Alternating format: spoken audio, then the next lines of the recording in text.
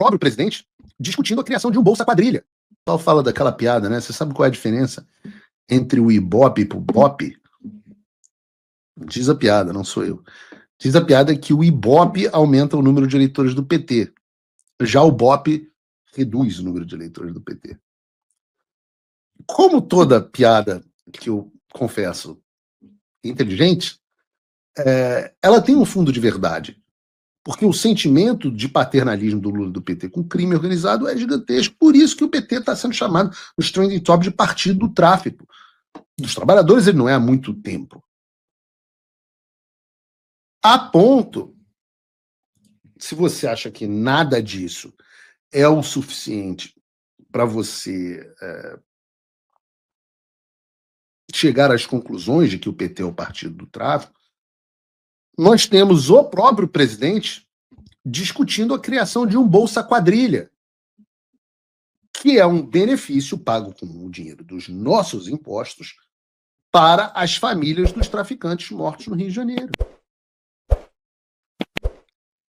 E aí eu pergunto a você o seguinte: você conhece alguém assassinado por um bandido que, como diz o Lula, só queria comprar uma cervejinha? Você já viu o Lula ou o PT propondo alguma ajuda para a família das vítimas do tráfico? Mas não. O Lula quer bolsa para traficante que foi abatido porque estava tentando matar policial.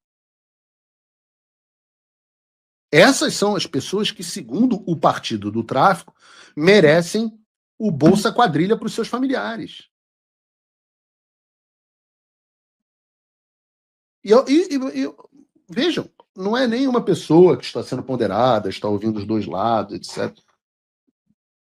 Você viu o Lula sendo efusivo assim, lamentando a morte dos policiais que morreram defendendo nosso Estado, nossa civilização, as nossas vidas no Rio de Janeiro, a vida da minha família mora no Rio. Não, certamente não. Então, não é possível não amarrar essas coisas e não ver que é intencional. Ver o tamanho da infiltração dessas organizações no Estado e a capacidade que eles têm de influenciar as decisões políticas e de fazer o Brasil de refém. Não é possível que você não veja que os narcoterroristas são muito melhor tratados pelo Estado brasileiro, por essa rede de apoio do tráfico no Estado brasileiro, são muito melhores tratados do que, por exemplo, a direita. Os presos políticos do 8 de janeiro, ou até mesmo os policiais que participaram dessa operação. E eu estou dizendo isso aqui há dias, não há como uma civilização, não há como um país subsistir dessa forma.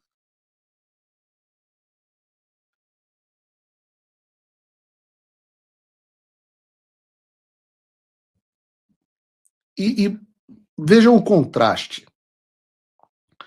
Você tem um governo apoiado pelo crime organizado,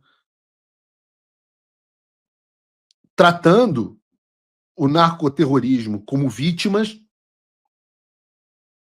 que quer oferecer Bolsa Família para os narcoterroristas, que sequer lembra dos policiais mortos. E aí você sai disso e vem para a sociedade na qual eu resido, que não é perfeita, veremos no programa de hoje, mas é bem diferente. E vejam a carta do James Sparks, que é o chefe da divisão antidrogas do Departamento de Estado no Consulado Geral dos Estados Unidos, no Rio de Janeiro.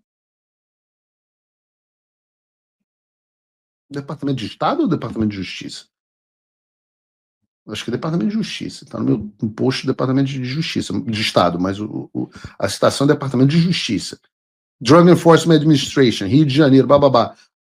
4 de novembro de 2025. A carta ontem, aliás, que chegou a público graças a também o ótimo trabalho jornalístico, dessa vez do Paulo Capelli, também do Metrópolis. 2 elogios aos jornalistas do Metrópolis aqui no programa de hoje. Excelentíssimo senhor secretário, Vitor César dos Santos, Secretaria de Estado de Segurança Pública, CESP.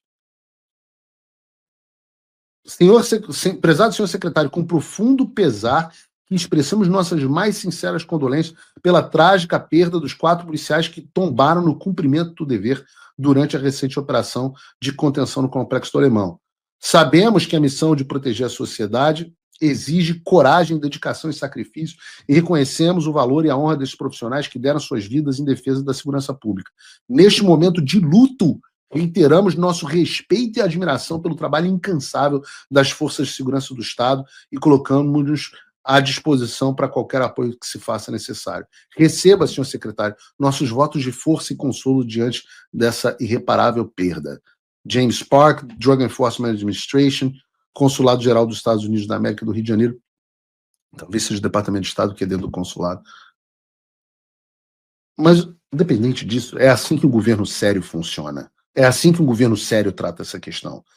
A única trágica parte nisso tudo, a despeito do que o Alexandre de Moraes, do que o Lula, do que a advogada do tráfico, do que o Marcinho VP queiram fazer parecer, é a morte de 4 policiais que tombaram cumprindo o dever de defender a sociedade.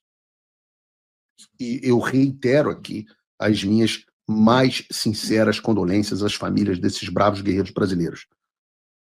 O profeta Isaías já alertava: ai dos que ao mal chamam de bem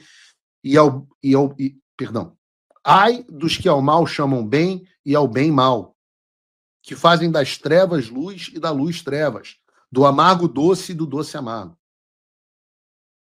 Separei essa passagem porque é exatamente isso que fazem os defensores do narcoterrorismo. É exatamente isso que faz Lula. É exatamente isso que faz Alexandre de Moraes. É exatamente isso que faz a bancada do Partido do Tráfico na Câmara dos Deputados. Enquanto eles defendem os bandidos do Rio de Janeiro, você tem as pessoas de bem e o governo Trump mandando uma carta de apoio à polícia. O governo do Brasil, aquele que fala em soberania, etc., esse é o que apoia o narcoterrorismo, que domina o Brasil, que domina mais de 60 milhões de brasileiros, que domina 1/4 do nosso território. Enquanto o país malvadão, Trump, opressor, etc., etc., apoia a polícia que luta contra o narcoterrorismo. Pô, não precisa ser de esquerda ou de direita para saber em qual lado é o lado certo dessa história.